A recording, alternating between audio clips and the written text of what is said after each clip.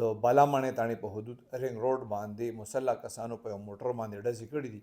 په دې کې یو ګنډمار چې کوم دی هغه مړ دی، یو زنانه او یو بل سړی چې کوم دی هغه په دې کې زخمیان دي، ملزمان تښتېدلي دي. دې حوالې سره چې بالاماڼۍ تاڼې کې کوم رپورټ درج شوی د هغې مطابق په دې کې شیر رحمان نومې کس دی، د هغه ښځه په دې کې مدعي ده او مقتول چې کوم دی هغه هم د شیر رحمان دی. دا بیسیکلی د افغانستان دی خو دوی دلته ګړي قمردین کې اوسیږي. د شیر رحمان ښځې پولیس ته رپورټ درج کړی دی چې د دې خاوند د ګنډو کار کوي، د سره بله ګنډماره چې کوم ده هغه د انور الله ښځه ده.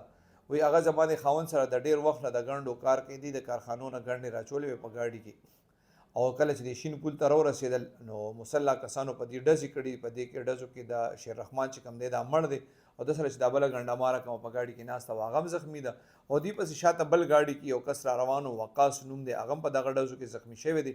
ملزمان چې کوم دي هغه د موقع نه تښتېدلي دي.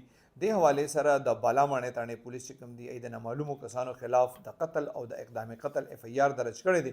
دغه ځایونو کې که پولیس کوشش وکړي نو ځای په ځای باندې سی سی ټي وي کیمرې لګېدلې دي، ای ملزمانو ته رسېدی شي.